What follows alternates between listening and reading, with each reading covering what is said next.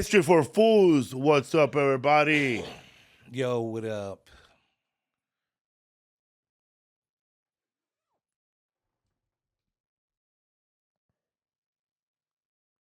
You know how fast OJ Simpson was? How fast? Faster than the speed of law. Apparently not. Apparently, well, maybe he slowed down with age. Yeah. I read how many books have you read about OJ Simpson? So I read 1.5, because I started getting through. I read the Dominic Dunn book, which was of the OMG on that one, huh? Bro. What other book you read? We'll get back to that one. It was another. I can't remember the name and the author, but I started to watch the 30 for 30 documentary, and the 30 for 30 documentary had way more information. Way more information. What books did you read? I have read If I Did It by OJ Simpson. See, I wanted to get to that. I didn't have time to get to that this week. Oh my God. And I read the book that was written by Reznor, his OJ's wife's best friend. Yes, yeah, okay. I read her book. Faith Reznor. Yeah. Faith Reznor, yeah. Yeah, but she wrote that book. When she was writing lines, she was doing lines probably. Okay. I wanted to read that one. I think she did a bump after every chapter, but she wrote a book according to what she witnessed, and because she was OJ's wife's best friend. Did you find that? And I read your book too. The Gus Dominick Dunn. The Dominic Dunn. If I Did It, oh my God, that one, bro. Okay, see, I wanted to get to this one. And Mark Ferman's book, I have a feeling I read it before, but I don't remember reading it. And you also read Also, Mark Ferman's book was Mark Ferman's book is called Murder in Brentwood. Okay. And it was written in I don't know when it was written, but yeah, the book was originally like 2,000 pages. Okay. But then they took the N word out, and it became like 1,200. I didn't even see that one coming, bro. No, but Mark Ferman though, he wrote another book that you should read, bro. Okay. Oh my God, that book is about which one? Let me see. Mark Ferman in Spokane. Murder in Spokane. Murder in Brentwood. Silent Witness. That one over there. A simple Moxie. act of murder. The Moxie murder over there. Murder in Greenwich. Great book he wrote on that one, bro. That one. This guy got away with murdering this girl only because he was a Kennedy, bro. His name was and this guy, he's related to Earl Skakel, the comedian. Okay. Yeah, but he's like he's Earl Skakel is far removed. Okay, don't get it twisted. But that guy is Skakel, and he got away with murdering getting away with murder when he was 16, living in Greenwich. No shit. Rich fools, bro, rich. Okay. And he's like he murdered this girl named Moxie. Okay. It's a good book. And then Mark Ferman. So Mark Ferman writes good books then. Yeah, he's a good book, right? Okay. I don't know if we're jumping ahead here, but I'm wondering how you feel about Mark Ferman over all of this. Because I mean, just start out by saying, like, I did not know anything about the OJ thing except that he was suspected of murdering his wife and that there was a lot of evidence against him that I felt like the majority of the public thought he was guilty. But that was all I knew. I had no clue, actually. So, reading the book and a half and then also watching the 30 for 30 doc was like, I get it now. I get why so many people were. Oh, there's another book out here, and that one I should have read because this guy's a good writer. He wrote actually Goodfellas. Vincent Bugliosi. Okay. Yeah, he wrote the book that became Goodfellas. Bugliosi. Yeah, he wrote Helter Skelter, I think. Oh wow, okay. All yeah, right. he wrote it. He wrote Helter Skelter. And then he wrote OJ, something about OJ? Yeah. Okay. Oh, he wrote Helter Skelter. Yeah. No shit. Okay, that's about the Manson family murders, which we should probably cover at some point. Yeah, so he wrote Outrage. Oh yeah, Ray, are you a big Manson fan? Manson Family Murders fan? It's weird to say that. I know it's weird to say that. I really thought he wrote. I thought he wrote Goodfellas. Who wrote the book Wise Guys? I think he wrote Wise Guys. No, Nicholas wrote The Wise Guy. Okay. My bad on that one. Oh, okay. Another Italian writer. Yeah, Nicholas Pileggi. He's a good writer too. He wrote the book Goodfellas, bro. Life in the Mafia Family, Wise Guys. Okay. Yeah, he wrote the book Wise Guys. And Goodfellas. Yeah, he's the one that sat down with Henry Hill and they wrote Wise Guy, which is the book that became Goodfellas. Right. And then also the Lufthansa heist came out of that whole story as well. Yeah, I don't know who wrote Lufthansa. Maybe he wrote it too. I think Man, but let's talk about Dominick Dunn. His book. And tell us. Lufthansa heist. We talked about Lufthansa heist. Yeah, I know. I just wanted to see if the guy wrote that or not. Daniel Simone, bro. Daniel Simone. Okay. Yeah, because that was also a really good book. He's the son of what's his name? The one they killed. I think they killed his father. His father was the guy they killed. Like, oh, what was it like for you? Was it like this when you got made? Oh, really? Yeah. Tommy Simone. Oh, yeah. Okay. All right. Yeah. So Dominic Dunn, you guys, right before I left, and this last episode that we did on the LA riots, you and Lisa both recommended that I read the book by Dominic Dunn, called "Not in My City but Another," and it's a book about it's actually semi-fictional is the best way to say it, because everything in it is true and accurate except for the character in the book who is playing the writer of the book, Dominic Dunn. And then in the book, the guy's name is Gus. And the thing that's so fascinating about all this is that Dominic Dunn's daughter, and I didn't know how famous he was until I started talking to my girlfriend, and she was like, "Who's the author of this that you're talking about?" And I'm like, "Dominic Dunn." She's like, "Oh my God, it's my favorite. It's one of my favorite reporters in Vanity Fair." But he's a reporter, and what his story is that he was started out here in LA as a movie writer and kind of got bounced out. I don't know if his life fell apart after his daughter was murdered, but this is why this book is so important, because his daughter was a victim of domestic abuse herself. She was married to a guy that would beat her and then ultimately killed her when she tried to leave him, which is pretty much what OJ did. And so he's writing this book, though, and he's writing it from someone else's perspective. And I wonder if he's writing it that way because he could talk about the things that people told him not to talk about. Yeah. Because he talks about so many things. And if there's parts where they're like, "Hey, so-and-so came up to me and said, hey, this is off the record, but by the way, Ron Goldman was this, or this happened." And so I feel like if he wrote about someone else, that he was able to fit all that stuff in, because this is, and this is the thing is that you kind of got to know the OJ case to begin with in order to read the book. So I would recommend reading, because I had to go back and reread it after watching the 30 for 30 and stuff. But man, what an amazing fucking book, bro. It's probably one of the best books I ever read. Yeah, like, man. It was so fascinating. And then and a lot of stuff that he talks about on that book, you didn't know about it till he mentioned it, like how many people were attracted to the case. Right. Yes. How many people want to hang out with him, bro? Bro, Princess Di flew him out to hang out with England her so that he could just have lunch and talk about the case. Nancy Reagan, who was like babysitting Ronald at the time, her release was to meet up with Dominic Dunn and talk about the OJ case. I know he was not even all there, right? No. Because every time he say OJ, Ronald Reagan was saying, "I'll take some." I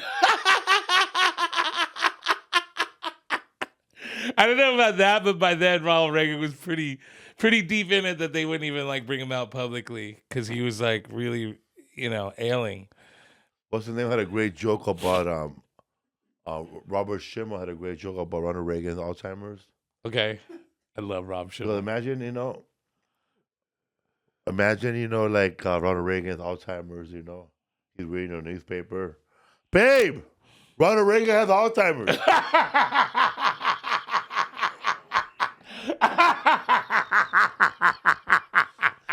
That, my friend, is Robert Shmel. Go find his 1 hour special. It'll change your life. It will. It changed mine. It did. Oh, my favorite joke he did on that special was a guy jumps out of an airplane. Parachute doesn't open and lives to tell that story. Yeah, I'd like to hear that story.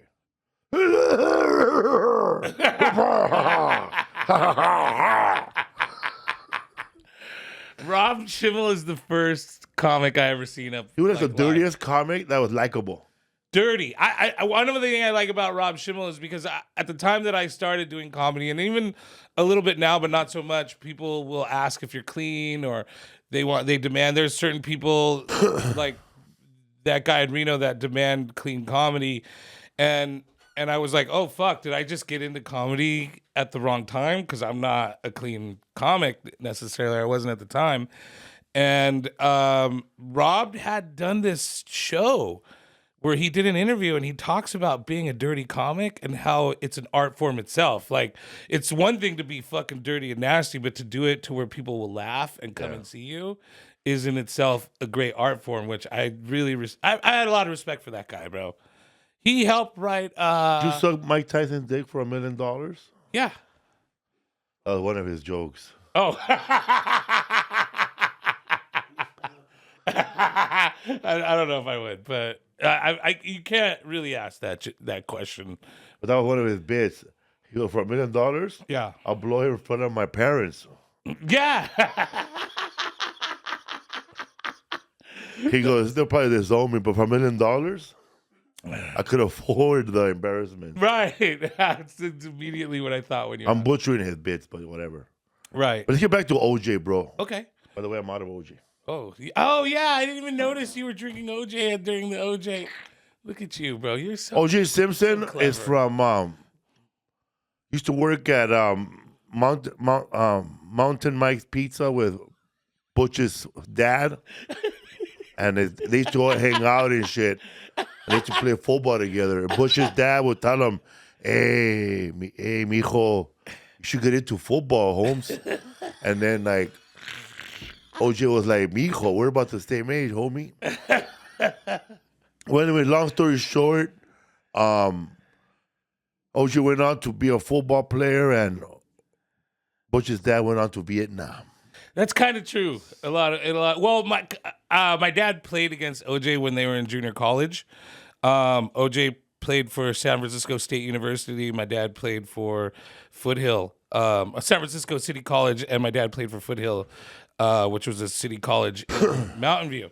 And they would play each other. My dad didn't know OJ. He has a program that has OJ's name on it. But I asked him, and I remember during the OJ, when OJ first did it and then was on the run with Al Cowlings, I remember watching it with my dad right before I left to go buy weed. And he was like, I was like, what do you think about this? And he goes, I don't know if I believe it yet. And I was like, why? And the evidence hadn't come out yet. And he goes, this is the nicest person I've known to be. Like, he said that when they were played against each other, that OJ hit a guy so hard that tried to tackle him that he broke half the bones in his body. He, like, broke his ribs and his leg and shit. OJ hit him? Yeah. OJ just piled into him, and he goes, OJ sat in the hospital with that guy every day till he was released from the hospital. And he goes, I'll never forget that. Because he was already popular by then. He was already famous, which actually learning about OJ, this all kind of makes sense now to me. It was a legal hit? It was a totally legal hit. OJ must have been like a fucking brick house, bro. Like, he was already solid, right, in high school? Bro, people were already talking about him. So he was developing and be huge. Yeah, he was already huge. And even at the point that he was, because I remember my dad saying, like, even at the point that he was going to junior college, everybody knew he was going to be in the pros. He was already that good. Like everybody in the Bay was talking about him at least.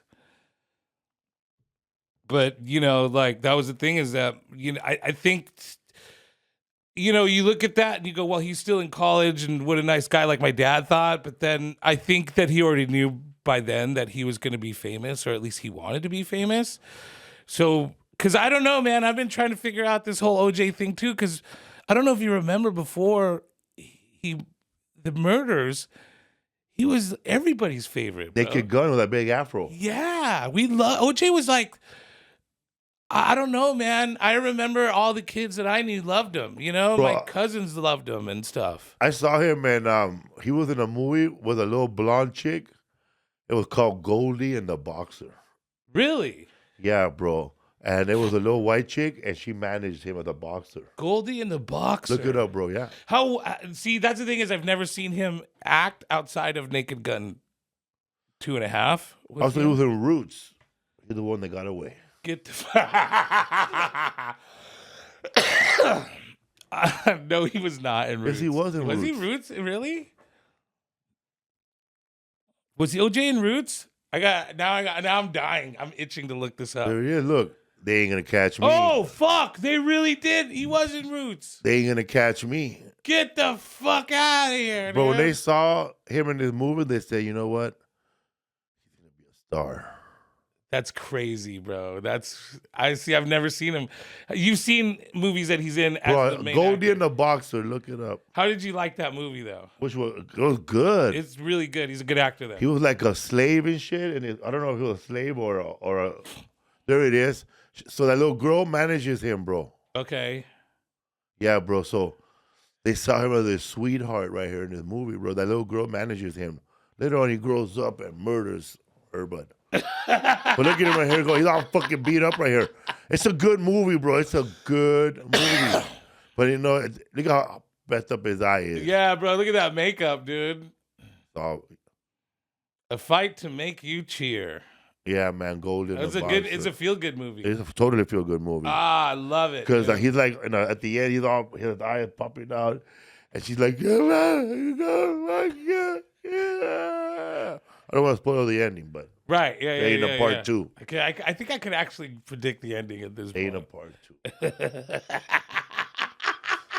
So he did that, and I remember seeing him, and also he was in Airplane movie, I think, the movie Airplane. Yes, the comedy. I remember being in Airplane, and I remember Naked Gun 2.5. Is he in? All of them. He's in all of them. Yeah. Okay. Except the new one that came out. Yeah, that one he didn't quite make it. What do you think about the? Yeah, so OJ was big, bro. Also, he used to host sports. Also, OJ Simpson will do the history of Monday Night Football one day, and I got a movie for you to watch. Okay. Starring John Turturro. Oh, I as love John Turturro. Howard Cosell. Okay. Anyway, so Howard Cosell, he was like the first guy to host Monday Night Football with two other a football player and another analyst. So when Monday Night Football started, it was like actual nerds who knew the sports, who never played those sports. Okay. So it was Howard Cosell, this other guy named Dan, and another dude, and they used to host together Monday Night Football. And then later on, OJ came in and they pushed him out. Oh, so dude, OJ pushed out Cosell? No, OJ came in as a young guy, and Okay. then OJ was on Monday Night Football for a long time. That's what really became his first gig, is when people started seeing his big smile. Well, for me, growing up, I didn't get to watch OJ There it is, right there. play Look, sports. Bruce Jenner, baby. Right. I know this. This is the OJ that I know growing up is a sports correspondent. Ladies and gentlemen, I've looked at the future, and you will not believe this. That's the way he talked. Right. I remember Howard Cosell. Yeah. Ladies and gentlemen, welcome. And it's like every reporter that's ever on TV. That's now. why, like in that movie, bro. That movie with Michael Cusack, those two Asian guys in the yellow suits. That's what they're trying to do. Get your engines ready. What movie is that? It's called One Crazy Summer. Yeah, dude. That They was always want to race him. my God. I fucking totally remember that movie, and dude. they're wearing their yellow coats. Yeah, Like Howard Cosell. and then they had the yacht with the Ferrari engine. So fucking great. That's a great movie. When OJ was in the freeway, being chased by the cops, bro, I was working in Dodger Stadium, bro. Okay. And we couldn't believe it, bro. We couldn't believe that the OJ Simpson was being chased in the freeway for murder right now. Right. Like they stopped the Dodger. I don't know if they didn't stop the Dodger game, but everybody would rush to the news because they were showing the news right there on the TVs outside of our TV of our stand. Yeah. So people came from the stadium to go watch what was going on. People couldn't believe that OJ was being like this. And I remember I was doing making this cholo laugh. OJ's at the 5 freeway. He's at the 405. He's at the 101 freeway. There's nothing holding him back. He might go all the way home. But this fucking cholo was dying, bro. Should be a comedian, Holmes. And I was like embarrassed to say, were you a comic yet at that time? But that fool said he should be a comedian, but I just took quiet. Yeah, of course. I was doing some horrible open mics.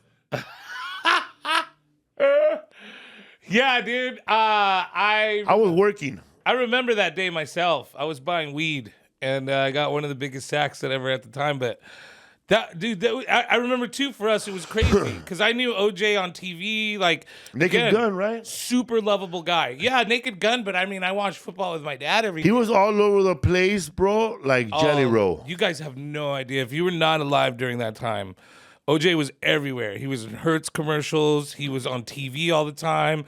Like he was everybody. Like everybody. I didn't necessarily watch football when I went with my dad because I wasn't into like that. I was a little kid, but I remember OJ coming on, and then I remember how much they would talk about OJ when he would come on and how great he was. And so I do believe I remember OJ being like a big deal in the late 90s. Like and before then, so to us too. It was fucking wild watching it on TV. Honestly, it was like again, it was also a moment in time, like the last time when we were talking about the riots, that I was like, I can't believe this is actually happening. I can't, like, this is nothing like this has ever happened before. We live in an age now where like history happens every 10 seconds, but at that time, bro, nothing like that had ever happened. Nothing like that had ever happened. I know, man. And like it was weird that like they were just chasing them all slow, huh? Well, that was the thing too, man. Was like I think the problem is that this came right after the riots, and this came after L.A. had promised. This is 94. 94, and this is after L.A. had promised to be better to its people and to be more judicious. And here you have a guy who murdered 2 people. Allegedly at the time. And the cops have a warrant for him and they go after him. Now, if that was, and everybody says this, if that was anybody else, they'd already shot this motherfucker or had him out of the car and pulled onto the ground and like cuffed up. They gave this, bro, what's crazy to me though is that he held a gun to his head the entire time. And they have like, they're talking like they're in this interview that I'm watching, they're talking about how he has a gun to his head and the negotiator's like, just throw the gun out the window. And he goes, let me just get home. And he goes, but just throw the gun out the window. And they let this motherfucker walk into the house with a fucking gun. Bro, what world are we living in where in LA you're a fugitive for murder, wanted for suspected murder, and of course it was on Pawn Stars. And dude, the cops are like, we'll wait till you get home, and you get to walk into the house with a gun. Bro, what the fuck, dude? That's when I was like, oh, this is how this gets interesting.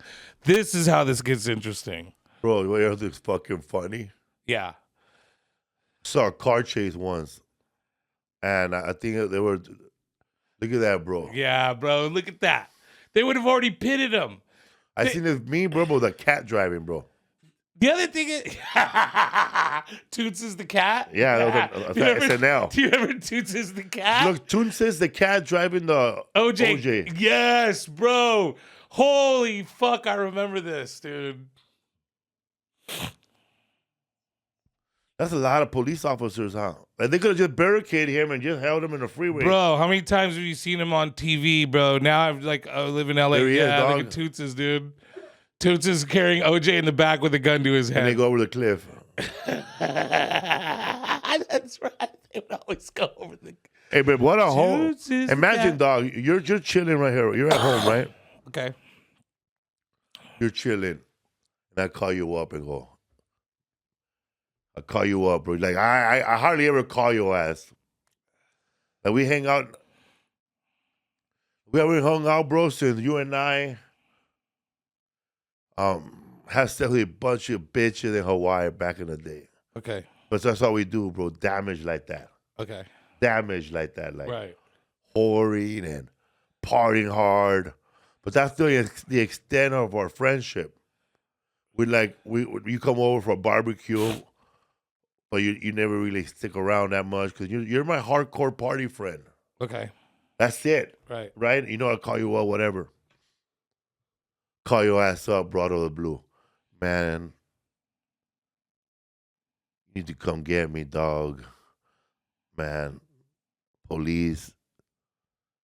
My wife is missing. I mean, somebody murdered her. Already. They found her dead with that waiter, man. The waiter I don't like. Yeah. They found him dead with my lady. Fuck. You know, OJ, you know, that really ain't your lady. Well, you know how it is, man. But anyways, man, they might charge your boy for murder. I need you to come get me, man, and drive me around LA with a gun in my head. Is that how this is being proposed over the phone? Like, I don't know how to propose, but I know, but still, it's like. but you know, like if you're OJ's homeboy and that you're that guy, which AC was his homie, like Bro, they that. grew up together Like his in Potrero Hill. forever, man. Yeah, they've been homies since day one. It's him, the two of them, and one other dude were like best friends all the way through like junior high, high And school. OJ took care of that fool, huh? Always, bro, always. And that's the thing, dude, is like, I don't know, man. Like, I have a friend who I've known since I was like 13 years old, and we've been best friends since. Shout out to Craig. Robinson. But that would be dope. But yeah, I don't know what I would do if he called me and was like, actually, no, I know what I would do, and I'm not going to talk about it. But Okay, how about if like you're like a young comic? Okay. You're not a young comic no more. No. But Thank like, you for reminding me. but you already got time in. Like you're a confident guy on stage. Oh, I'm not a new comic. Okay, yeah. Yeah, you're not a young comic. A young comic, like, you know, it's just a difference, man. And I noticed it yesterday at the Comedy Store when I was performing that the two comics they put up, you know, first because they put up the two young comics, and they put two young comics at the end. The two young comics, it was pretty packed, but they go up to they're nervous about their jokes. You know, you could tell they're in their head they already have a fight with their head in their head already about whether these jokes are gonna work or they're gonna land. Ooh, okay, yeah. But then Haron Williams goes up and just goes, it gets a big laugh. And they lose it. Lose it because he said it was confident. Right. But you could just tell that he went up there, bro. Like you don't see it, but just his cadence, the way he talks, I know exactly the way what he you're talking walks, about, that he knows that even if it's not funny, he ain't gonna react to it like funny because now he's gotten to the point where I makes it a conversation. Right. Well, and that with a bunch of jokes. I actually noticed that when I moved to LA as well.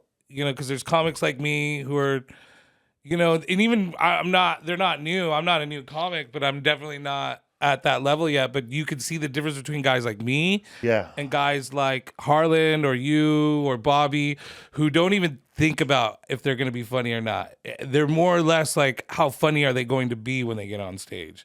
And I think that's the difference between pros and not pros. So, so young comic like that. Right, Harlan, and then just a big comment like Haron Williams, right? But someone young, you know, okay, but already blown up. Okay, I'm pretty sure if that he were at that level, bro, like that comic would have been taking care of you and goes, man, I'm gonna pay to fix your car, dog.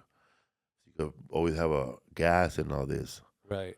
But then one day he calls you up with me, I killed somebody though. Oh, As a comic, I'll be like this. Oh shit, my career's over. right.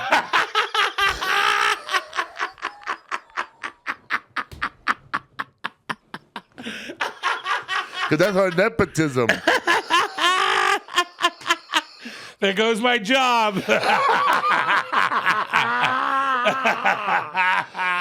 Hey, bro, can you recommend me before you go to prison? Do you think you can recommend me to Bobby Lee or someone else, dude? That's a fact.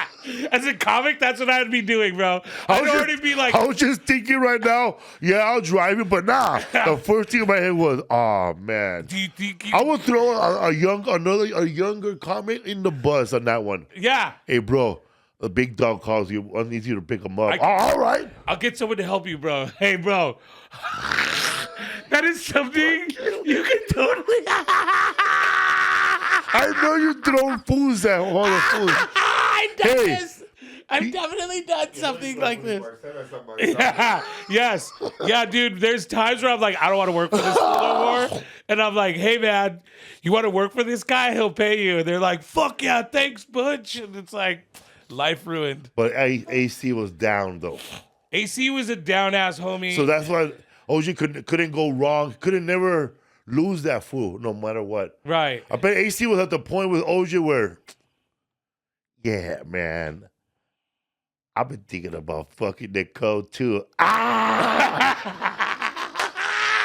probably.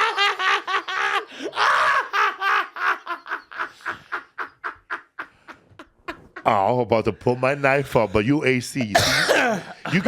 You keep me on my toes. That's why I keep you around. Bro, but they're homies. You know what I mean? That's the thing, is that it wasn't like a relationship where it's like a new comic and a No, veteran man. comic. This It's is like, established. this is your fucking homeboy that you fucking Who probably, didn't go. bro, they probably double team chicks at USC together. Dude. Did AC go pro? Yeah, AC was a pro They player. all went pro, huh? He just didn't have as an illustrious career as OJ, and that's actually not saying like it's because that's the thing, is AC Cowlings had a great football career. I remember, and not because I know it, I don't know sports, but I remember my dad talking about how much he liked AC Cowlings during like football games. Yeah, San Francisco, California, went to USC. Buffalo Bills, Houston Oilers, Rams, Seahawks. Yeah, see, he played on a lot of different teams, and he wasn't like super well known, I don't think, but I think he was like known enough, and it probably was because of OJ. Did you ever hear the story, bro? That one time when OJ was running through the ball, he was playing the Raiders, and he was running with a ball, and Al Davis was the head coach at the time of the Raiders. Okay. And he was passing by, and fucking Al Davis stuck his leg out, bro. And tripped that motherfucker. That's real. No way. Look it up, bro. Al Davis trips OJ Simpson. No way. God, I love this stuff, bro. It's so good. He just put his leg up right there and tripped him. I think I vaguely remember hearing this. Like, it was a controversy about it. Like, it was replayed over and over again, right? Yeah, I think I might have. Like, I watched football for, Allen's, Simpson, Davis, I guess. But they gotta hide stuff like that. Hey, when on Mark Ferman's book, on Dominic Dunn's book, that they mention a lot of evidence that was taken out of the case. Wait, what was the question again? On another city, not my own. Yeah, Dominick Dunn. That he mentioned evidence that were scratched out of the case that they found. I can't remember. I'm trying to think. Because I know that you read the story about somebody taking that gym bag to the airport. Yes. Yeah, that's right. And that didn't make it as evidence in. What was that story again? Man, I'm trying. That's OJ's. Because Mark Ferman did find blood on another site. What was that? Okay, yes, there was a thing where OJ dropped because they were. I thought that they were trying to say that OJ didn't actually go to Chicago, that he just sent his bags to Chicago, Is that what they were? They were saying that. That too. was the inference then that they were Yeah. okay, because that's what I thought. There were parts of the book where I was like, because it was alluding to it. He didn't say that happened, but yeah, there was like it seemed like he was saying that because the night of the murders, OJ says OJ's alibi is that he was like, I was already going to the airport and taking off to Chicago for a golf tournament the next day. And that's where Kato Kalin comes in, because Kato was Kato was basically the guy, the new comic, and he would do anything for OJ. And so he takes OJ to Burger King. They get some Burger King, and then they Kato Kalin, yeah, man. He did everything, man. He lived next door. Yeah, he lived in his backyard. There's a book called a book written about Don Simpson. Okay, who's Don Simpson? He's from Simpson and Bruckheimer. Okay. They did the movie Beverly Hills Cop. Oh yeah. Okay. Simpson and Bruckheimer. Okay, in that book, Don Simpson, the guy who wrote the book, Charles Fleming, Don Simpson's drug dealer was Kato Kalin's drug dealer. Okay. And there's a book, there's a little part of the book, because that guy was thrown in as a witness, but he was not a qualifying witness, because that guy in Don Simpson's book said that he gave methamphetamines to fucking Kato Kalin at a Burger King parking lot or Jack in the Box parking lot, and OJ was in the back sweating like a motherfucker. Yes. And that was scratched out of the case. I believe that. Well, you could look it up. Look it up. Charles Fleming's book talks about OJ, about meeting OJ. Oh my God, dude! There's so much to this. Yeah, and so, cause that dude, bro. Anyway, that's another story. But yeah, so that drug dealer said that he used to serve Kato, and then like they met him the night of the murder. So I don't know. Maybe they took the meth first and then went to do the murder. Yes, and when you were asking about like all the people like Princess Di that were pulling on Dawn, that was one of the other things, was that all these people that would approach the author of this book. So this book is, so just to give you guys an idea of who this guy is, was Dominic Dunn, or what was it called? Dominick Dunn. Dominick Dunn was like the preeminent journalist who covered LA like court stuff. And so at the beginning of this case, Judge Ito gave him his own seat in the courtroom. Like, he was so pronounced, this guy was such a big deal in writing and covering these cases, that at the beginning of this case, which is the case of the century, he gives him his own seat. So that's how popular he is. And all these people are coming to him, not just superstars, but like OJ's brother's homie came up to him and was like, hey man, if you give me this much money, I can give you some information about OJ's drug use and how him and his brother got into drugs together. Yeah. And he actually, this guy, that's why I love this author, because he goes to OJ's mom and family and is like, hey, I didn't accept this because we don't pay for stories, but this guy's going around trying to sell his story about OJ's drug use. And that was the thing, is that there is a lot that didn't make it in the case, because I didn't even know about OJ's drug use at all, in hearing all of this. But obviously that's what, and they kept that out of the case too, right? OJ's big, right? OJ is a big deal. Big face, right? Right. And like big ego. Big ego. Like big Trump ego, right? Huge, bro. Okay. Huge. Now look, you're divorced, right, from your lady? Yeah. And you have two beautiful kids already, right? Yes. You have to go do an interview or whatever bullshit you have to do, but you're late for the recital. Right. This is where they say that on that book right there, the one Dominic Dunn, is where OJ decided that it was too much that something gonna happen, So the recital. Right. All of OJ's wife, what's her name? Nicole Brown. Nicole Brown Simpson. Yeah. They're all sitting. Nicole Brown sitting there, and she's sitting there with a nice little short dress. Her father's there. All the kids are there. They're gonna watch the recital. OJ walked all the way over there. They didn't save that motherfucker a seat, bro. Yeah, fuck that. But that was before the murder. I wouldn't. I mean, But this is before the murder, right? That's not. So Nicole, yeah, okay. this is before anything, right? They already had problems, right? And she must have been telling the parents, so they didn't save him a seat. So to OJ, that must have been like the biggest disrespect ever. That was the day of the day of the murder. That was during the day that this happened, before the murder. Oh, this is the day of the murder. Wow. The day of. So imagine, bro, you're OJ. Right. You're a big head. You're OJ. Right. I'd even be mad now. You gotta do the walk of shame back. Yeah, I'd be mad now. Bro, you gotta walk to the shame back and sit in the back. Right.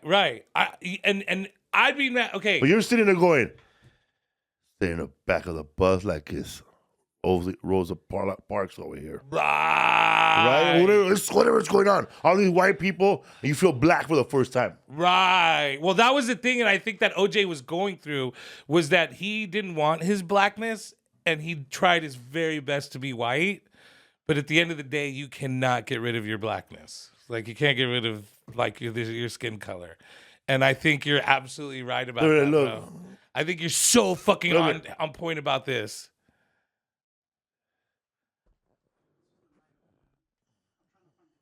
Right, a neighborhood spot. Brown Simpson's white Akita with bloody paws.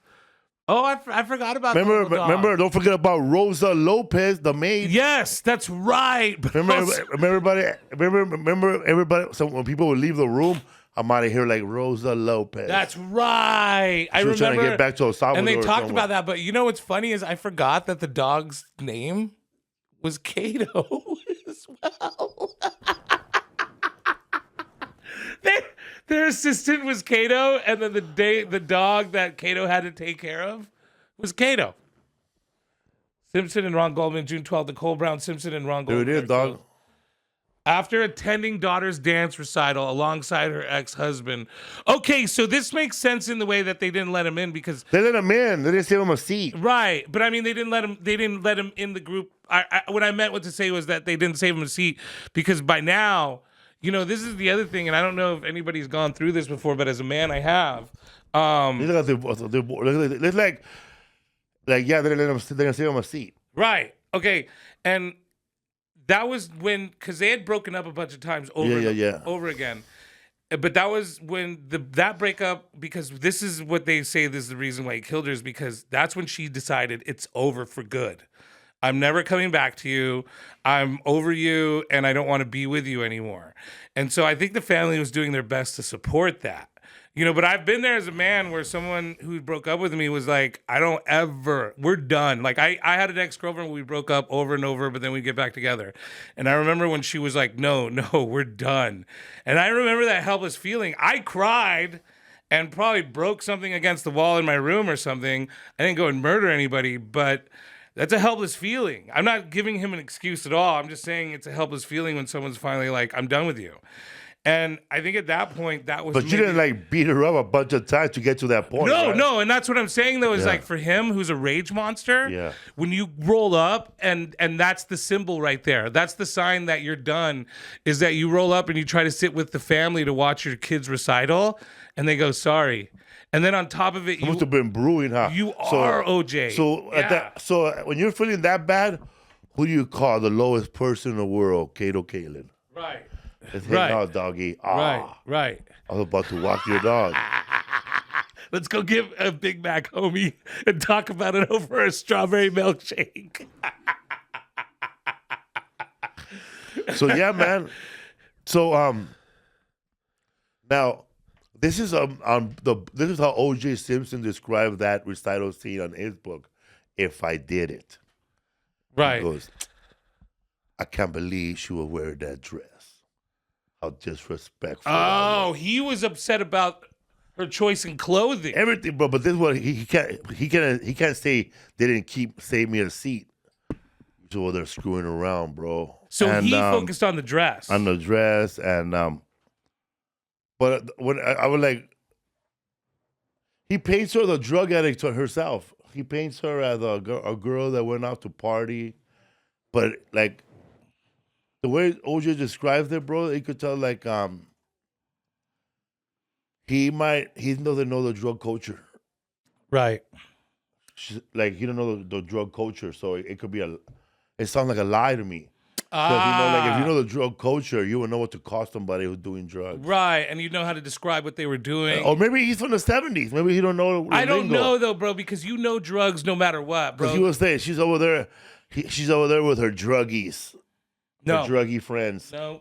So that means he don't know shit, huh? That means you don't know shit, bro. Because it's all speculation that he was making that Nicole partying too. If you did drugs 20 years ago and you stopped doing them 20 years ago, and even now, you say loser friends. you'd still know how to talk about drugs. You would still know how to. You don't say Butch is over there with his druggy friends. Yeah, getting into trouble. They're all overdosing together. You know, like shit like that. You say losers. Pot.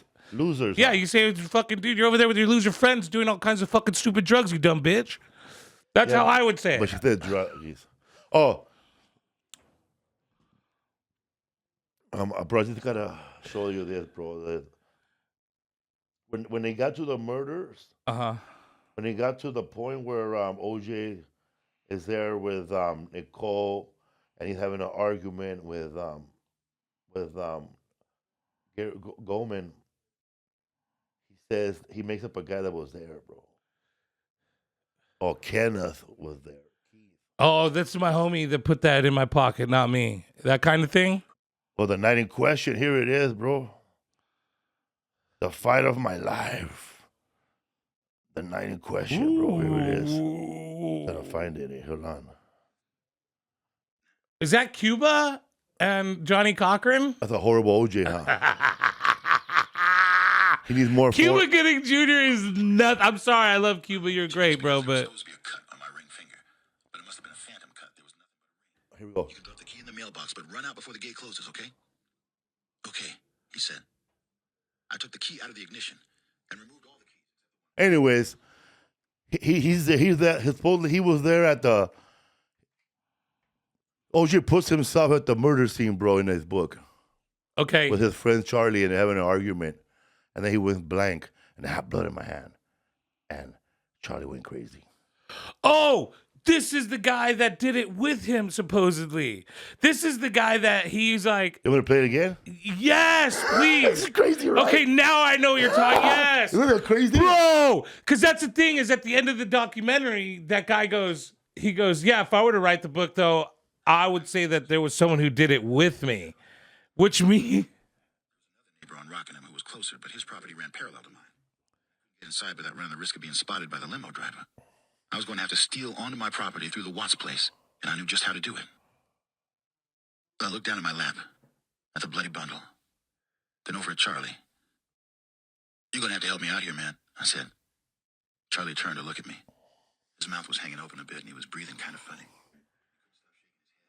Oh my God, bro. What a crazy motherfucker this is, huh? Bro, because what I'm thinking about when I'm hearing all this is the pictures of Oh, here we go. Slumped against the bars of the fence. Wait, yes, go back, please. I'm reading this book as soon as I get home. Jesus. I looked down and saw her on the ground in front of me, curled up in a fetal position at the base of the stairs, not moving. Goldman was only a few feet away, slumped against the bars of the fence. He wasn't moving either. Both he and Nicole were lying in giant pools of blood. Fucking OJ's a liar, huh? Fuck. No. Flailing, and I ducked, and she lost her balance and fell against the stoop. She fell hard on her right side. I could hear the back of her head hitting the ground, and she lay there for a moment, not moving. Jesus Christ, OJ, let's get the fuck out of here, Charlie said, his voice cracking. I looked over at Goldman, and I was fuming. I guess he thought I was going to hit him because he got into his little karate stance. What the fuck is that? I said. You think you can take me with your karate shit? He started circling me, bobbing and weaving. If I hadn't been so fucking angry, I would have laughed in his face. OJ, come on. It was Charlie again. Regaining consciousness, she stirred on the ground and opened her eyes and looked at me. But it didn't seem like anything was... Oh, crazy boy. So supposedly Charlie did everything, bro. I'm blown away right now. Hold on. Because here's the thing, dude. I don't know if you've seen the pictures. I mean, they show it on the 30 for 30 really quick. Because I had to rewind and pause and stare at the picture because I didn't know what I was looking at for a hot minute. But it shows her throat, how he sliced her throat. Which, by the way, one of the suspicions is that OJ fucking was doing a pilot or Yeah. was shooting a You saw him go like this, right? yes. He was shooting not a pilot, he was shooting a TV show before this happened. And it was about a Navy SEAL or something like it was called Frogman. And he asked so they're on the movies, they always have a guy who knows about combat, who knows about whatever. If it's a cop show, they have a cop that kind of consults everyone. Apparently OJ went to this guy, and according to this guy's testimony, or I don't know if it was his actual testimony, but what he reported was that OJ asked him to show him how to slice someone's throat. Now, when you go look at fucking Nicole's picture, he taught him well. I've never, bro, it was crazy. I'm not normally pushed back by gory. He decapitated her almost. Huh? When they say her head was hanging by skin, bro, it's not a joke. It was like it took me a minute to recognize that her skin was stretched over her face and down her body, and then you could see her trachea opened. Like, he did a thorough job. And the claim is with Ron is that he fucked up Ron and killed Ron before he sliced his throat, but he had died, and he sliced his throat because you could tell he just stabs Ron in the throat, and then. You think he was first? I think that what he said in that book is true because there is an impact point in the Emmys report, medical examiner's report, that says that she fell and hit her head, and that might have been what knocked her out. Can you go back and show me that again? Oh, the OJ Simpson DVD signed, bro, for sale. My God, shit is still fucking on fire for this guy, bro. It's crazy. But yeah, the Emmy said that he probably died when he stabbed him in the side, and then he sliced his throat. And then also, so I think what happened is he went in there, $325, dude, for the television Frogman show. Just, oh my God, yes. Yeah, that's what I'm talking about. The airline ticket. Look at, there's the knife that killed. So anyway, I think what happened is that he confronted her, he knocked her out, and then he went over and Ron tried to fight him off, and then he fucked up Ron and killed Ron. Then he went back over and sliced her throat to make sure she was dead.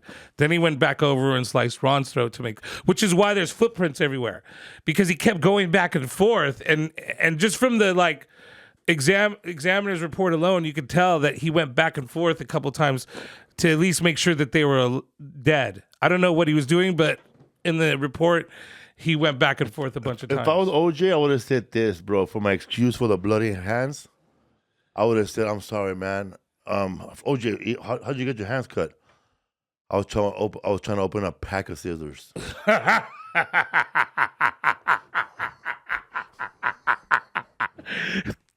That's no joke, bro.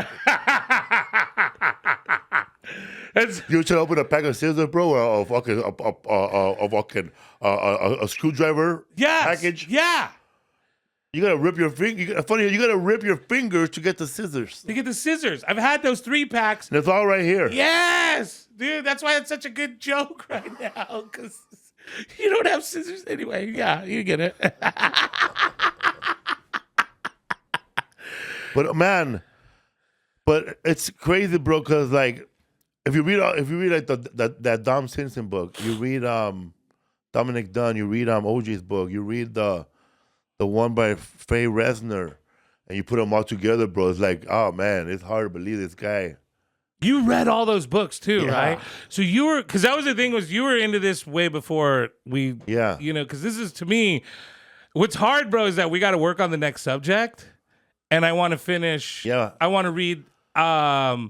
If I did it, I want to read Faye Resner's book. You could read it, bro. Just to talk about you could talk about the book. Okay. But man, the Resner one, bro, Faye Resner, is more like her best friend telling a story, right? Right. And she wasn't a reliable witness either because of her drug use. She will talk about how. Well, she's also her best friend. She'll talk about how many times the cops showed up to OJ Simpson's house for beating up Nicole. Right. And OJ would just give him a signed football and they'll leave. Yes. Exaggerated, but he would just say, "Hey man, how you doing?" He knew. Well, no, and that's kind of what he did do, though, bro. And then like, because one of those cops was in the witness stand. Yeah. And they were asking about him beating up the thing, and he goes like this, "Come on, OJ. like this. Right. Like you used to beat up your wife, but because they were like saying that you, but like he said that off the record in the courtroom, right? Right. Because that guy, he was like OJ's friend, bro. That's the black guy. Yeah, the cop with the freckles. I can't he remember his name. he said, "Come on, OJ." Yeah. That guy had a really hard time because he was OJ's best friend. Did you know that what they talk about in that book is an actual fact that as soon as OJ was on trial, it became like a separation of Hollywood, of who's pro OJ, who's not. Right. Yeah. I wonder how show business was, and it's weird to say this, but given the impact of this case, I wonder how show business survived that. Not that it wouldn't survive, but how it made it through all that, because you have a lot of rich, famous people that are in Hollywood. Yeah, that guy on the right is OJ's best cop friend. Yeah. And I think they went to school together, and then he became a cop, OJ became a pro, and then because I think they played football together, and he came through and was like, "Yo, I'm a cop now, and I work in your neighborhood." But you know what's crazy is that imagine, man, you're poor Nicole, and you're gonna go talk to your dad or your mom about this fool beating your ass.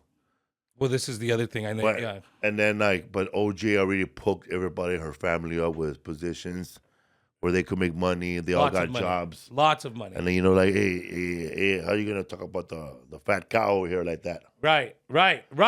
Yeah. Are you gonna talk about? Yeah.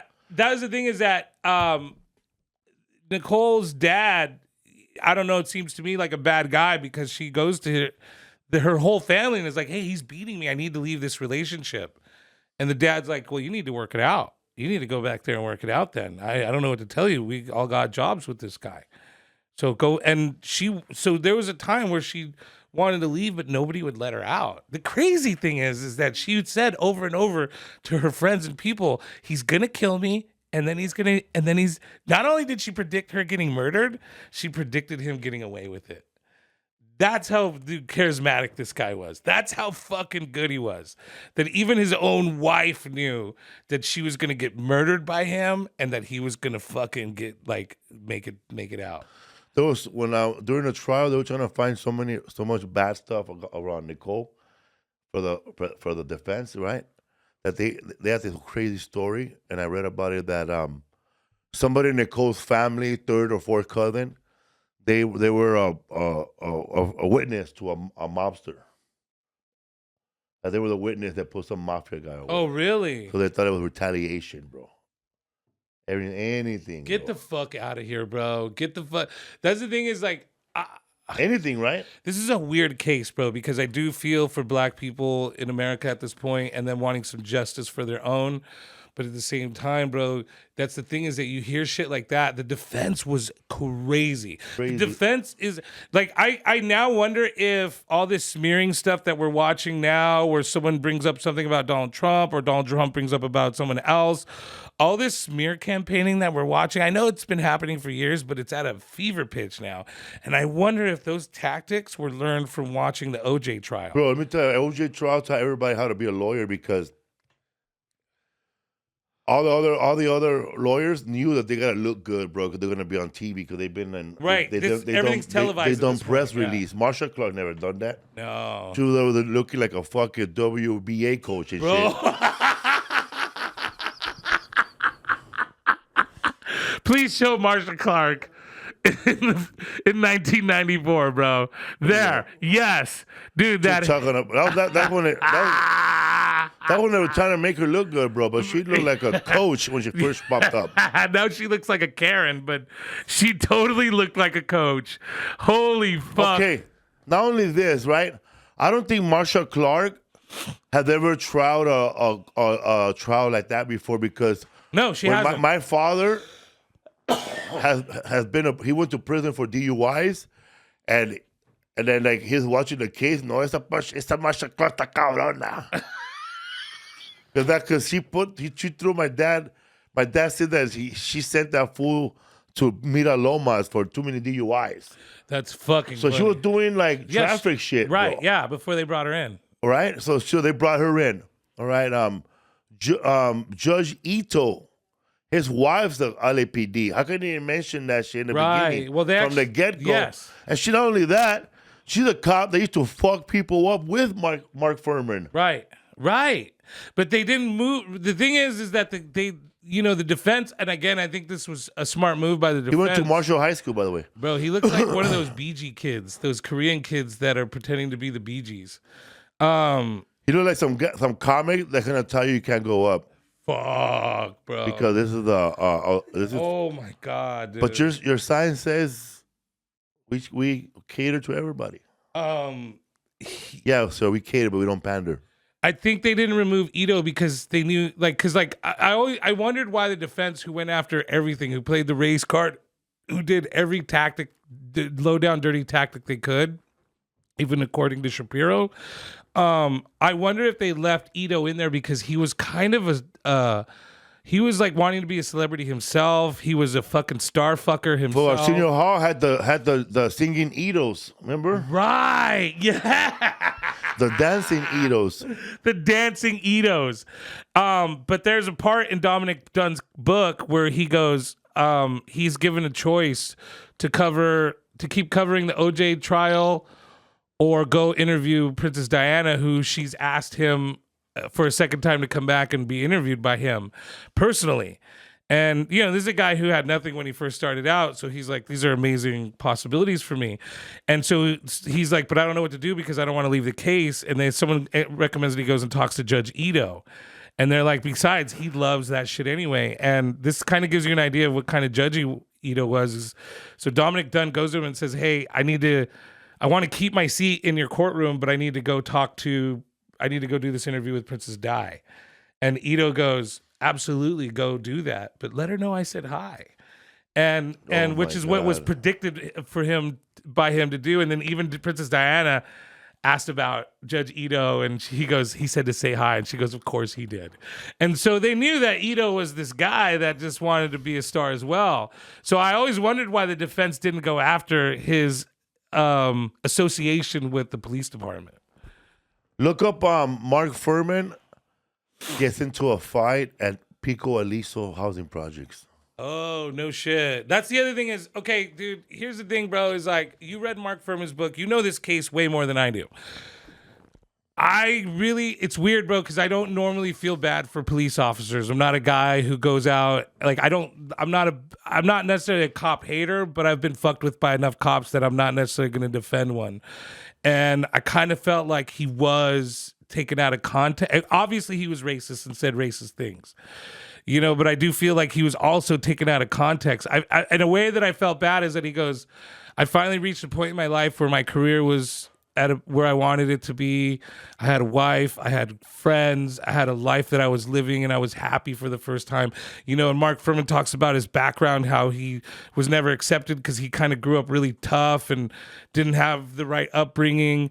And here he is finally happy, and then this case just fucks his whole life up. And again, I'm not taking away that he's a cop and he fucking did dirty things to people. I just, in that moment, had some sort of sympathy for him. There was a guy named Mike Morales. Look up Mike Morales.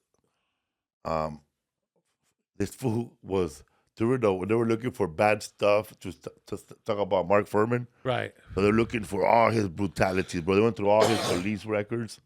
They found him. They got it. They went to where I used to live, right? Aliso, Pico Gardens, Pico Aliso, and there it is, bro, right there. Mike Morales, along with his brother Albert Morales, Mike Morales, were allegedly victims of police brutality involving Mark Ferman and officers in 1978. Ooh. Okay, bro, this is what happened, bro. That happened where I live. Okay. Mark Ferman chased one of those fools in the house, and the whole family jumped that fool, bro. Jump Mark Ferman. Yeah, and he started going out with both of them, bro. It was kind of like, and like fucking that OJ, that fucking that movie with Denzel Washington and Training Day? Training Day, where they just go one-on-one. Where they go one-on-one in the house. Oh, you're talking about Training Day. No, that's in End of Watch. End of Watch, yeah, it was bro, like that, bro. Where fucking Jake Gyllenhaal goes at it with that dude. Yeah, so Great movie, police shooting and aftermath after two officers shot in a housing project in the Hollenbeck division, bro. In Boyle Wait, Heights. so they're fucking him up, and the cops are shooting at the family members? Yeah, bro. That was Wow. bro. They Wow. were going at it with those guys from Flats, bro, all the time. From Cuatro Flats. So those guys, bro. That's funny because they went to go interview them, bro. That happened? What 79, 78? Fucking. Now they're going to interview these guys 14 years later. Right.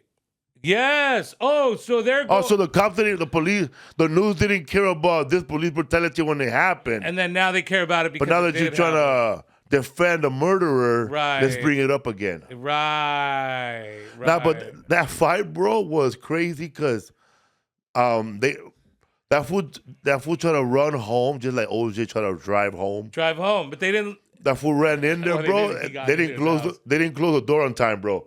Mark Ferman got his foot in. Right. Yeah.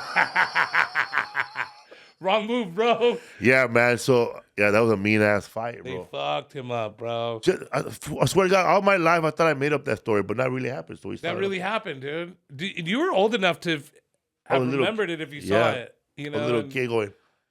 that's the thing, dude. Is it's crazy because like Mark Ferman is a cop. He's not this famous guy who worked hard at being famous. He's just a cop, and there's like paths like you probably saw him as a cop drive by, And then my dad knew Marshall Clark because of DUIs he had. and he got a DUI from Marshall Clark. No, my dad had DUI, got out. DUI, and then when he finally faced Marshall Clark, who was worked for the county, Right, she was sent the that DA. fool to prison, bro. For it, he was like locked up for like 35 days. No way, really?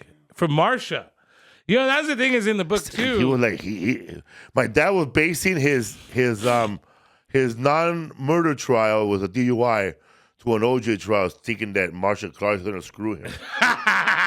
She tried. She tried. No, está cabrón, está Your Marsha. dad, was your dad happy when OJ was acquitted like everybody else? I don't remember, man. I don't remember. I know my mom was. I'll be honest with you. My mom, who definitely is a harbinger of justice for the people. I think if She wants to help kids all the time.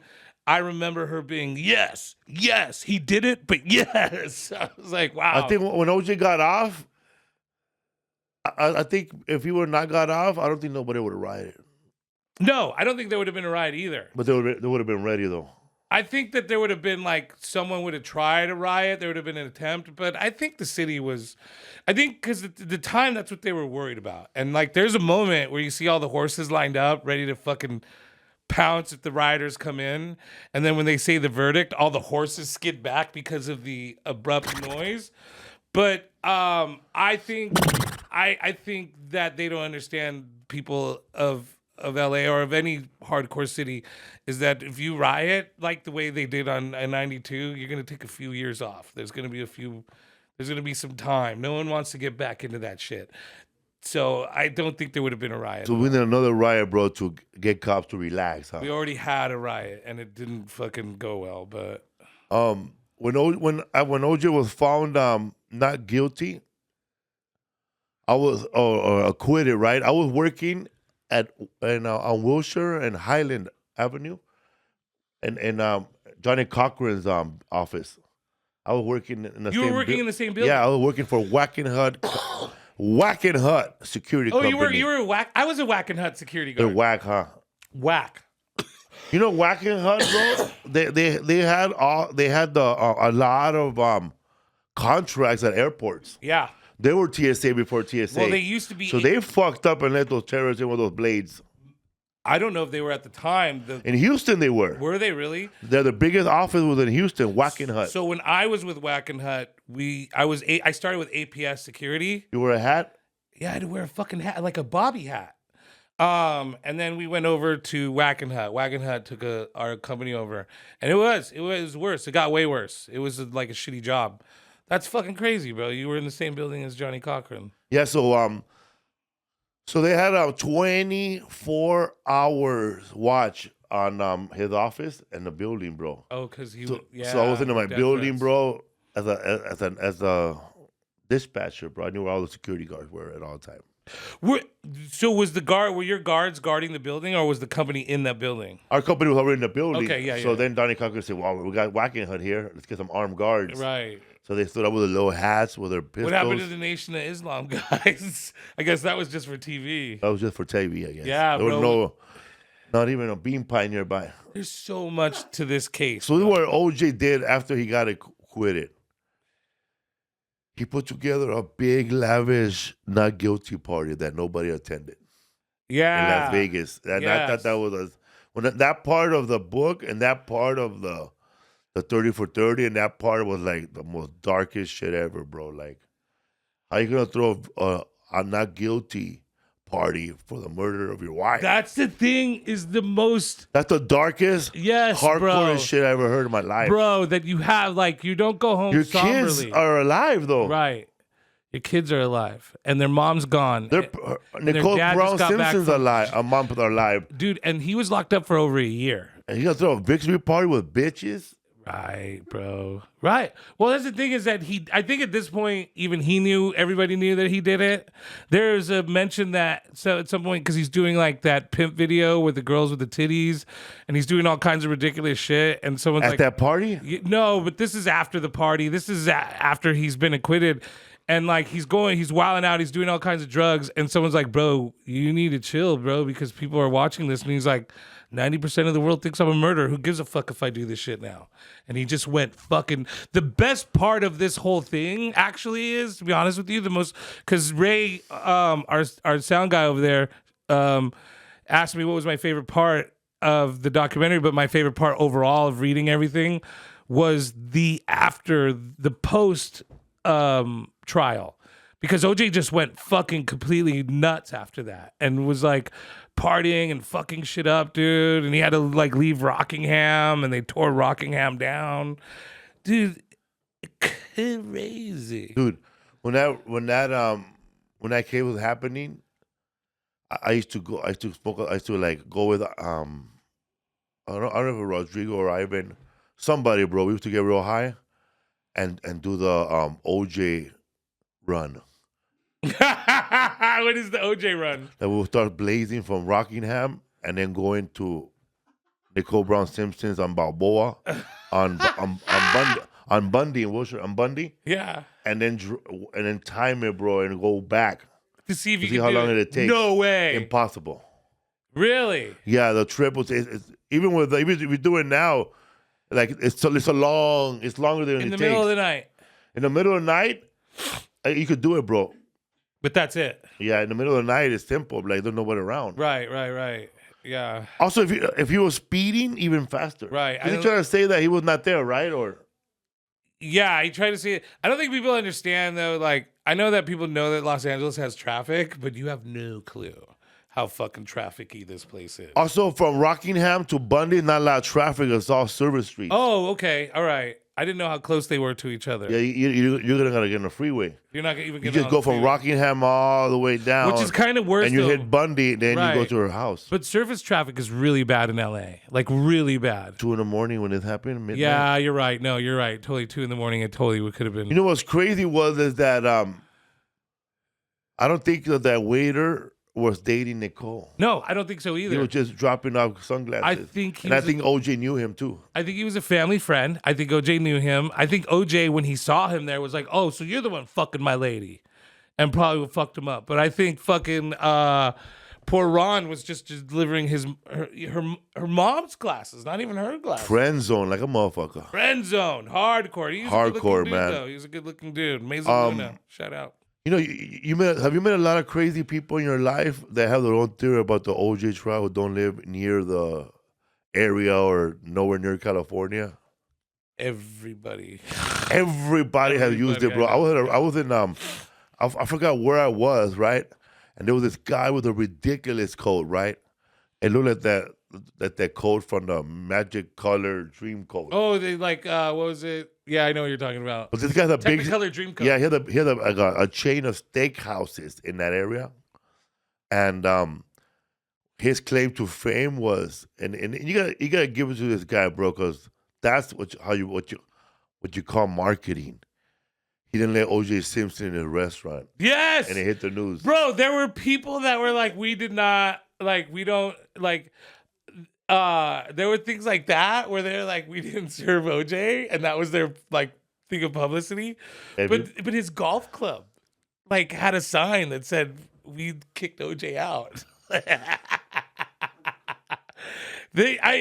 heard that there was, like, a billboard in Brentwood that was, like, anti-OJ. Like, Brentwood fucking hated OJ after that, apparently. It's crazy how he after everything he did, he ended up being Kato Kalin too. Seriously. Living in a fan's garage. Yes. Yeah. Remember Rachel Wolfson's mom threw him in prison in Las Vegas. That's why I wore this. Yeah. That's what. Shout out to Rachel Wolfson, our homegirl. Shout out to Rachel Wolfson, comedian. First lady to ever be in Jackass, and all around one of the greatest people I know. I love you, girl. Yeah, her mom was the judge for the Las Vegas case for OJ, which is the final end of OJ, really, because when he stole back the memorabilia. I did feel bad for him in this one, and he was innocent or guilty. Again, I know Ray laughs because I don't feel bad in the way that he didn't deserve it. I just feel bad that I don't know. I'm sorry that I have somewhat compassion for even horrible people, but he did, like, dude. They were like, he lost everything he worked for, and I don't know, bro. He deserves it for sure. But if you're that person, you want your stuff back. You want your Heisman Trophy. Who did he take this Heisman from? A buyer or someone who stole it? So apparently his manager was taking everything and saying that OJ owed him money and that was his pay, and then he was storing it. But one of the storage facilities got commandeered and taken, so that was a ton of his stuff. And then a bunch of other stuff had been stolen out of the other storage lockers. And some of the people were saying, no, the manager sold that shit and he's not being honest about it. And what happened is this one dude who's a collector goes over to OJ and is like, hey, I know this guy who has all your fucking stuff. And he's got it, and we're gonna have a meeting with him in this room in Vegas, and you could probably reclaim your shit back there. And that was where OJ fucked up, because he fucking went in there. The guy apparently didn't even have any of the stuff that was claimed to have. And then OJ hires this guy, or doesn't even hire this guy. He's got a homie, bro. He's got another Kato Kalin who's willing to do the same stuff, but this Kato is an expert in guns. And so OJ brings this guy along and says, hey, you're going to be my gun man. I just need you to hold the gun. And the guy, bro, this guy has no idea he's about to. He even, like, in the documentary, he goes home and he says, I told my wife, I think I committed a robbery today. And it's like, you fucking moron, dude. You moron. So they go in there and they threaten this guy. And then at the end of the day, too, is like, OJ doesn't even steal. He steals some of his stuff back, but the guy's like, I had autographed Montana stuff. I had all this other stuff that was other players, and OJ took that. Had an AC Collins steering wheel. Yeah, and he was like, why did you take that? And that was the thing, is that, like, I do feel like, because the guy with the gun started throwing everything in the bags. And I think OJ was like, cool, we got my shit back. I think OJ was on so much drugs that he thought at the time that he was recovering his property. Because that's the other thing, is that they left out in the documentary and in the books about this Vegas trial, is that if OJ was on drugs during the Nicole Simpson shit, OJ definitely had to be on steroids, on drugs during the Las Vegas stuff. You think OJ was doing steroids in high school? No, I don't think. Honestly, I don't think OJ ever did steroids. I think, honestly, it's natural, huh? I think OJ's ability was natural and God given, and I think it was a fucking shame that in this country we could take a human being that went through what he went through, became as great as he became, and then we made him a horrible narcissist. Like I think that's the thing, and I think that's the problem in America right now, is that we're making narcissists. We're factory stamping out narcissists. Because look, if you want to do well in this country, if you want to be rich, if you want to do things and be prosperous, you have to be famous. You have to do something big. That's the message. That's not actually what true, but it's the message. And I think that's the saddest thing about that is that OJ was naturally God gifted and he was ruined by basically fucking capitalism. What does narcissism mean? Narcissism is when you're just totally into yourself. Like one of the problems that they had when they went in, for example, one of the problems they had when they went to view OJ's house was when they walked in, there was not only just a bunch of pictures of him with white people, but it was just pictures of him. And there was no pictures of his kids. There was no pictures of people that... So no picture here with Mandela? No, not Dusty at all. Baker? But that's what a narcissist is that it's someone who cares so much more about themselves than they're it's someone like, you ever talk to someone, our homie in Texas, bro, that's a narcissist. You remember when I would talk to him about the scene in El Paso and he would bring it back to how much he was selling out or he was doing big things? Yeah. Because he's a narcissist, because in his mind, he couldn't talk about someone else. He couldn't even hold a conversation with another person because he was constantly thinking about what he wanted to impress upon me and what he wanted to say. Man. That's a narcissist. But there's a difference between narcissist and sociopath. A sociopath is someone who does it, but almost in a criminal way. I'll ask you about the OJ thing, is that sometimes you meet people who have their own theory about what happened, or they have a crazy story. Mm-hmm. I had a driver, his name was Richard, in Saginaw, Michigan. He picked me up, me and Rodrigo, from the airport. Cool guy, bro. He goes, he drops us off, and he goes, I noticed you. He goes, you and I could hang out. That fool gave me a bag with 5 joints. Okay. Right? Yeah. He's the driver of the casino. I didn't even ask. Oh, yeah. But he hooked it up, the 5 joints. Yeah, I've been there on these runs with you where someone's like, hey, man, I got questions. So that dude said that he read somewhere or heard that somebody was at a yard sale and they bought the murder weapon, bro, from OJ Simpson murder weapon. And he said that one of his older sons having a yard sale and mistakenly sold it. How do you know that it's the murder? The cops didn't even know where the murder weapon was. Yeah, but this guy named Richard, who lived in Saginaw, Michigan, in the middle of nowhere, knew where it was and had it. He said no, he didn't have it. He said someone bought it at a yard sale. Look it up, bro.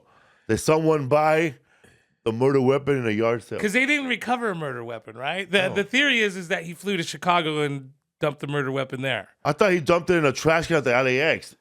Oh, that also is the one that I heard as well. And that was scratched from the evidence. Yeah. But there was no murder weapon. They couldn't find the murder weapon. How about that bag that lawyer went to go pick up and then he quit? What was the bag? Do you know what was in that bag or what that was about? Nothing, huh? Look at this. In Michigan or anywhere else. Yeah, see? Well, a knife discovered in... There it is. Which Michigan? What is this?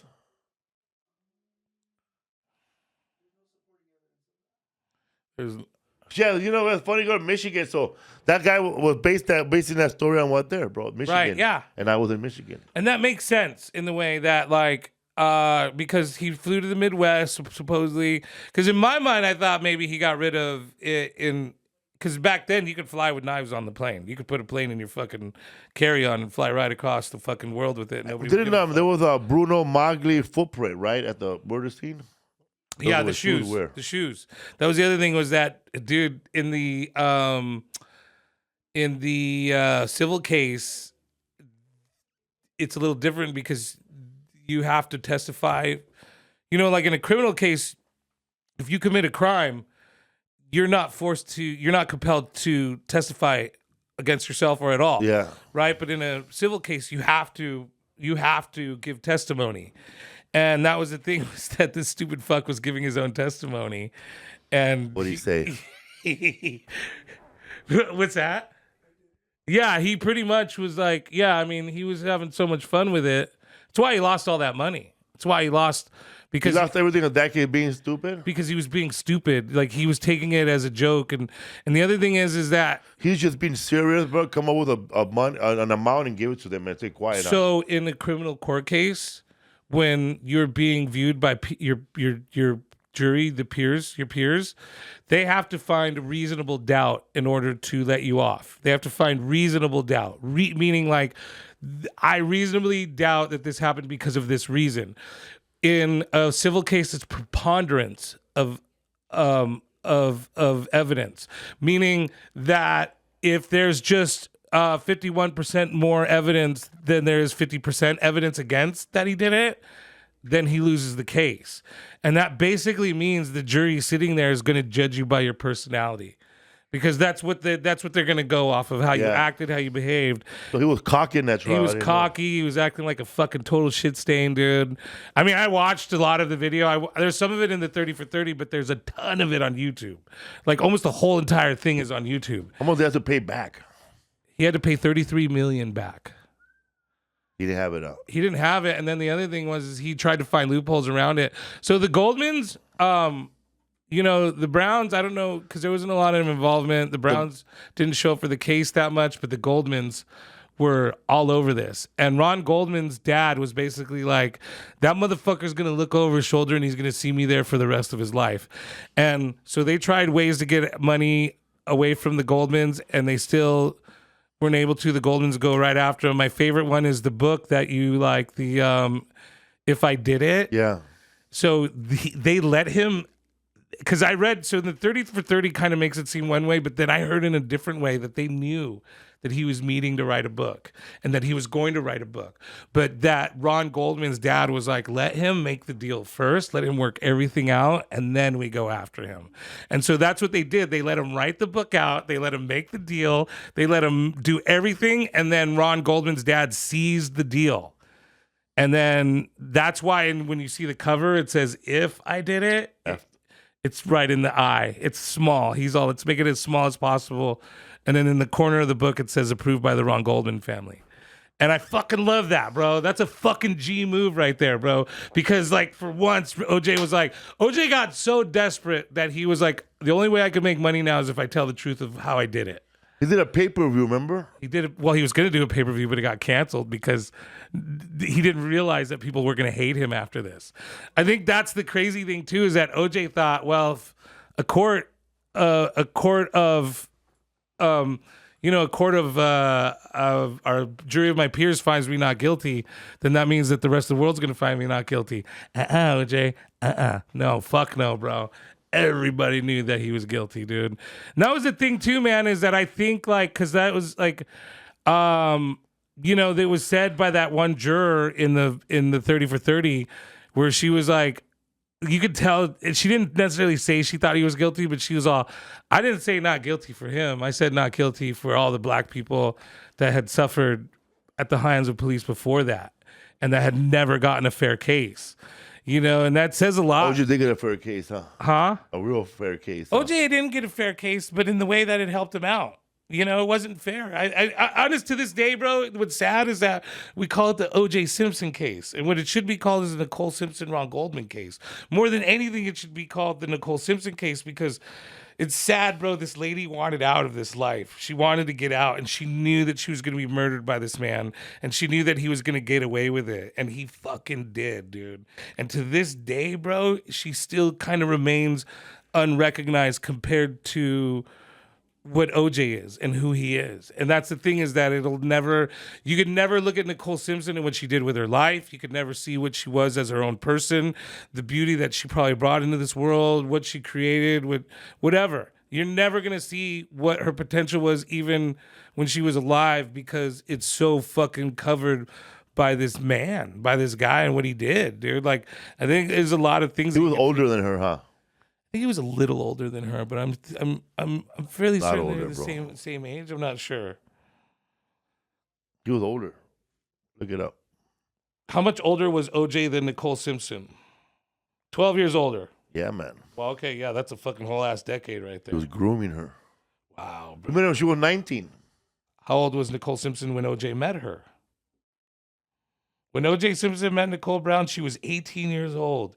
She was working as a waitress at a nightclub in Beverly Hills. God damn, he did groom her. He was 30, bro. A 30-year-old man talking to an 18-year-old girl, dude. Like, You know, Hey, did you know that Marcus Allen has slept with Nicole and OJ was all right? Getting mad. do you think that he didn't get mad about that? I wonder, like, because I wonder, that was the other thing that I wonder was like, And that was after they broke up, right? that was the suspicion though, was that did they fuck before they broke up or after they broke up? You know, and OJ's like, I don't give a fuck if she fucked Marcus or anybody else, but it's like, bro, Marcus was the second version of you. You're not mad that the second version of you came along and fucked your beautiful wife? Like, what like, you're fucking OJ Simpson. You're not some fucking fat cuck sitting around fucking waiting for some dude to come and fuck your wife, bro. Like, nah, bro, I do not think that part is true. I think that fucking OJ was pissed, bro. I think that's... Did you know? Did you read that part in the book that when OJ was stalking Nicole Brown Simpson, that she knew that he was stalking her, so she would like give him like a little strip tease in front of the mirror, in front of the glass. Yes, yeah. So you don't think that she must have, since he was already there when she showed up that night? I think he was waiting for her. I think he watched her come in. I think he watched her because she was wearing a like really nice dress. It looked like she'd been out all night. You know, she was gussied up. OJ was eating he was Kato eating 2 tacos for 99 cents. I think Kato helped him. In the way that But he loved Nicole. That was his friend. Kato was Nicole's friend first. Hollywood is a crazy place, bro. A crazy place. Well, it's crazy that Kato killing trying to be an actor still. Here's how it works, bro. Let me just kind of put it in this perspective. I'm a comic and I become friends with Bill Burr's wife. Okay? Fucking dope, right? Me and her have been friends since before Bill was famous. And then all of a sudden, Bill Burr becomes Bill Burr and I get to hang out with Bill Burr. 2 bald guys hanging out. Bro, Perfect. this fucking city, bro, will take that away from someone. It'll take away their friendship for someone and replace it with, I need to be next to that person. People do unscrupulous things every day, and I've learned this about living here. People do unscrupulous things to each other to become famous. People will fucking sell their mom out to be fucking famous. And I'm not even fucking with you, bro, because like the idea of it is and I get this in a way because it's like I've been working at this for 17 years as a comic. My son is upset with me because of it. My ex-wife left me because of it. Like I've sacrificed a lot. I've been through a lot. So yeah, dude. I'm not going to consider friends when it comes to comparing my career to my friends or other people. I'm just not. My career is the most important, bro. Like at this point, it is. I have morals, so there is something that's going to stop me and be like, yo, bro, this is your homegirl. Don't fuck her over in order to be around Bill Burr, okay? But I don't think a lot of people in this. You think Kato Kalin didn't care? So he was I think Kato Kalin was like, fuck yeah, I finally get to be next to OJ. He's a movie star. I want to be a movie star. And you know what? I love Nicole. Naked Gun 4. But if you want me to kill Nicole in order to help you, help me be famous, then let's go kill Nicole. I honestly think there's people in LA that are that fucking cold, bro. There was his limousine was parked outside where people could see it, huh? Yeah. The night. Bro, the motherfucker dropped blood all the way. Dude, the cops literally said there's a blood trail from Nicole's house to OJ's. There's blood. Like even, I can't remember. I think it was Nicole's sister said when we pulled up to the house. Yeah. There was blood on the driveway. This motherfucker had blood in his car. He had fucking Nicole's DNA in his car.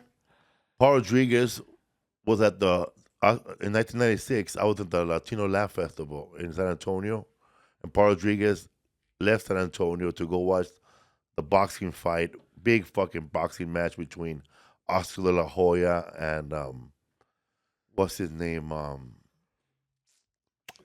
Cesar Chavez? Cesar Chavez Sr. Yeah, I remember that fight. The big one, right? That big was a one. Huge fight. I was watching that shit at Planet Hollywood with I don't want to brag, but I'm the only one who recognized scorpions inside the building. So Fuck yeah, good for you, brother. I was speaking German. After a while, I told Nice. everybody, bro, scorpions. Just around. Anyways, so they interviewed Paul Rodriguez at the fight, and he was all fucked up. And they asked him, "What you think of the fight, Paul Rodriguez?" "Oh man, this is a bloody fight. I haven't seen this much blood since the OJ trial." Damn! On live TV, bro. That was a bloody fight. And they killed, bro. That's when Cesar Chavez lost. Julio Cesar Chavez lost, and he told the referee about him. El Richard, él es un fuck you.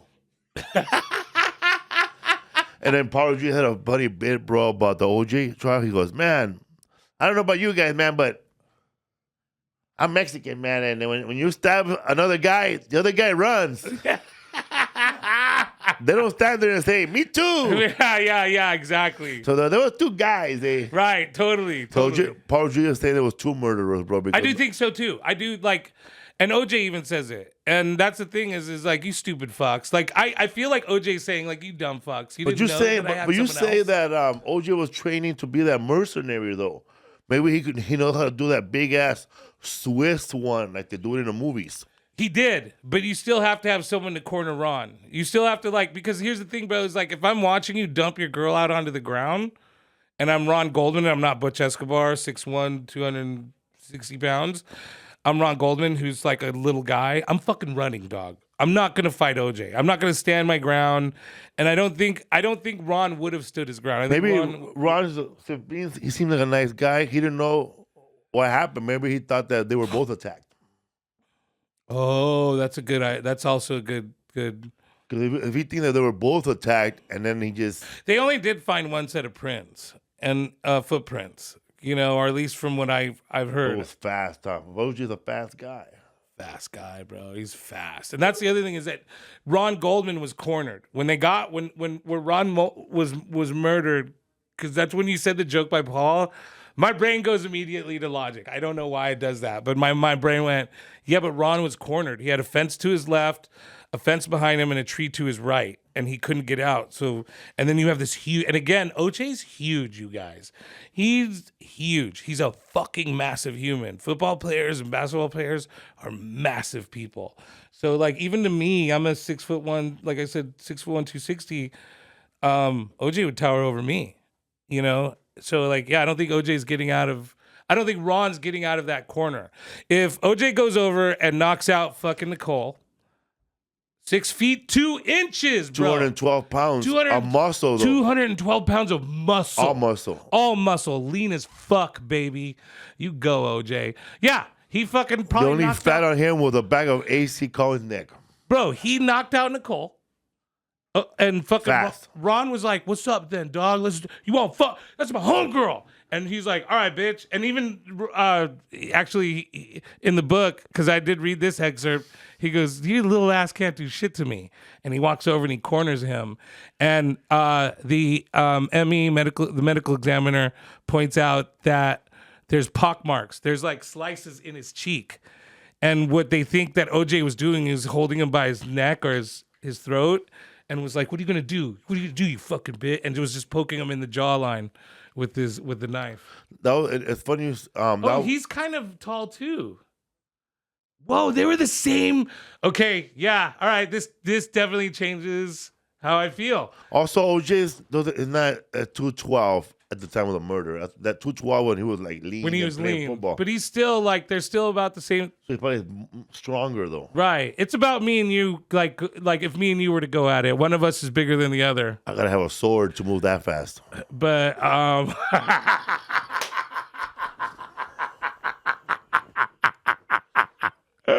about to give him the butt of the handle, bro. That's what they did. He did. He hit him with. There's a couple of marks on the top of his head, and there's a mark on Nicole's head. If you ever stab somebody, you will know this, that no matter if you wear gloves, you're gonna get blood on your hands, and the hand. You stab somebody 10 times, your hand always slides through the knife. And while you get cut yourself. All your next stabs are like this, and you're Right. getting your fingers. Right. And getting the other person's blood. I think we've all. I don't know if The people. first I don't know if 48. enough people know this, but blood is super slippery when it's wet, and it's Especially when it mixed with poop. right. I don't know that part, but yeah, he fucking Very slippery. no. He's and that's when you stab someone and the blood gushes onto your hand. You know, even if you're wearing gloves, like I think it's like my girlfriend is really into murder porn, which is She loves snuff films. no, that's not what murder porn is. According to these people, they love watching like the Lex 24 Hours and all these other murder like mystery things. And she was telling me that 90% thought you liked of people snuff who films. stab end up cutting their hands because they stab multiple times. It slides. And no it matter slides, and then you cut your hand, and you're so into it. Your adrenaline's pumping, dude. That's why my knife has brass knuckles on it, bro. That's what you got to do. You got to have one of those, right? See, OJ fucked up. Or tape your hand to the knife. Or tape your, but I even think then, bro, like, because I was trying to go over my mind how you could stab without cutting yourself. Like, what possible, because after I learned that, I'm like, well, I'm definitely not going to stab anybody anytime soon. I had a joke where I said that OJ would have been found not guilty even if he was on a people's court. Yeah. So George Wapner would say, well, I don't see a receipt for the knife. Or no receipt for the knife, so I'm going to have to plead with a defendant. He said that wasn't his knife. Next case, please. Dun, dun, dun. And that's where the term "where the receipts" come from. Show me the receipts. You heard it here first on History. Because Judge Wapner always wanted the receipts, bro. He did. You say that he ruined your quinceañera, but you don't have the receipts for the dress, do you? Is that where the receipts come from? For Yeah, real? I think That's so. fucking great, dude. That's great. I love that term, by the way. It's a great term. Judge Wapner would have just said, you got a receipt for the knife? No, case over. No, don't. Ba-dum-bum. History for Fools, OJ Simpson, too much to cover, not enough Way time. too much to cover. We'll see what we come up with next. We'll see you guys on the next episode. Thanks for watching.